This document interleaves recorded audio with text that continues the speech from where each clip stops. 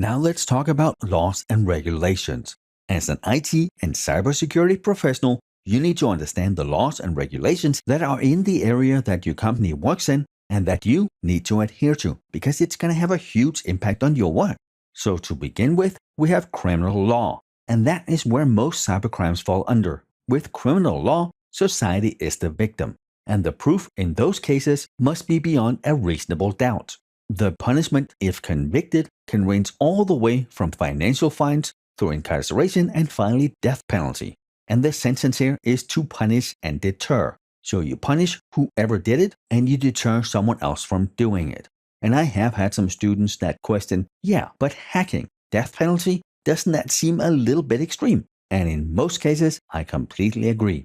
If they steal social security numbers or credit card numbers, if they do a DDoS attack, the server's down, sure, that's definitely not something where we would use the death penalty. But what if they hack into a nuclear power plant that melt down and 100,000 people die? Or they, on purpose, crash a plane? Well, maybe in those cases then, death penalty could be on the table. In most cases, it's not. Either way, criminal law is to protect society, proof has to be beyond a reasonable doubt, and it is to punish and deter.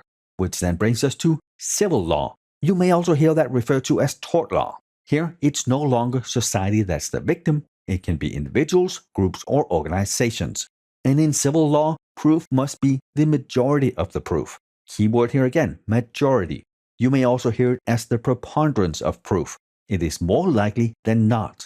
Here the punishment are financial fines, and they're there to compensate the victim or victims.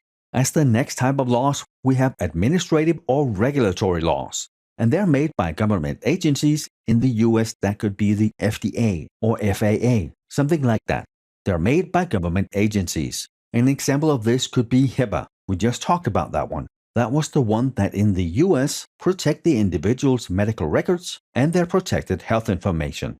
And then we have private regulations. I have already mentioned the PCI DSS standard. That is the one where if anyone wants to issue or handle credit cards, they need to adhere to that standard. If they don't, they lose the right to issue the credit cards. It is not a law. It is an industry standard where all the payment card processors in the US came together and made the PCI DSS standard, both because there needed to be a standard and I think also because they didn't want the government to interfere. If they built a strong enough standard, there would be no point for the government to make regulations. The first 4 types of laws and regulations, I think it's possible you can see on the exam. The second 2 here, maybe not so much, but I would still be aware of them. They are customary law and religious law.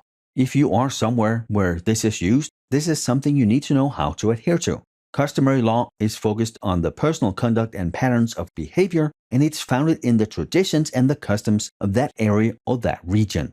And religious law, again, is the religious belief in a certain area or a certain region, and they most often include a code of ethics and moralities that are required to be upheld. And since knowing the laws, regulations, and rules in your area is part of your job, you need to very clearly understand which laws, rules, and regulations you need to adhere to in the area and the country that you're in, so you can make sure you do the best job possible. When we talked about privacy, I mentioned there were some laws and regulations that partially or completely focuses on privacy. Now, let's look at some of those.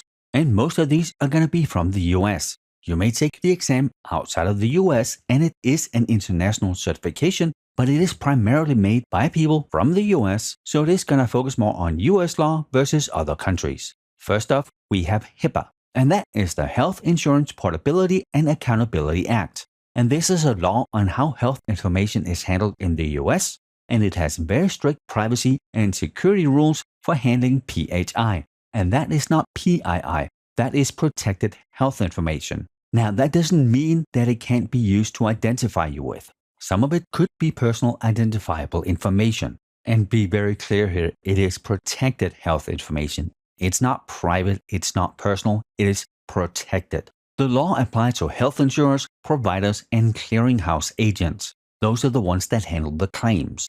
And in HIPAA, we have 3 rules: a privacy rule, a security rule, and a breach notification rule. And they are exactly what they sound like. Privacy, you have a right for your information to be protected. Your health information needs to be kept private. With the security rule, the companies who handle PHI have to implement appropriate security measures And then obviously the breach notification rule. If they are breached, if the data is leaked, well then they have to let the public know. And the breach notification is sort of a big thing because in the US, in all 50 states, we have security breach notification laws. But what that really means and how much or how little it is depends on the state. Normally, they would require the state to inform anyone if the PII has been compromised. But many of them also have an encryption clause, meaning if a company lost the records of, let's say, 100,000 people, but they had the data encrypted, and if we assume the encryption is strong enough, in some places that's kind of vague, then they might not have to notify anyone. So when you watch the news and you see someone who lost 5,000 or 10,000 or 150 million social security numbers, those are the ones that were not encrypted. So we can probably safely assume that many more are compromised. Next up, we have the ECPA, the Electronics Communication Privacy Act. This one is a little bit older and was intended to protect electronic communication against warrantless wiretapping.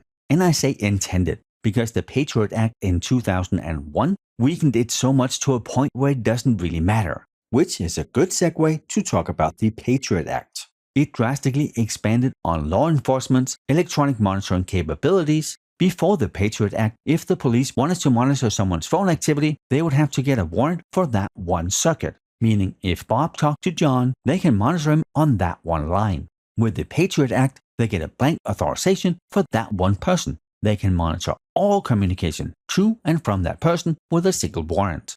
The Patriot Act also allows ISPs, those are the internet service providers, the ones where you get your internet connection through, it allows them and requires them to hand over any private information of their customers.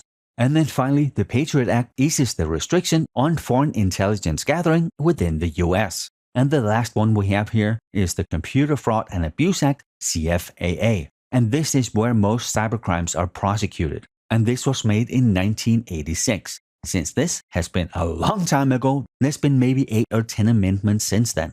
I don't think you need to know any of the amendments, maybe just know that the Patriot Act was one of them, and that was in 2001, and in 2008 they added the Identity Theft Enforcement and Restitution Act. And then finally, we have PCI DSS.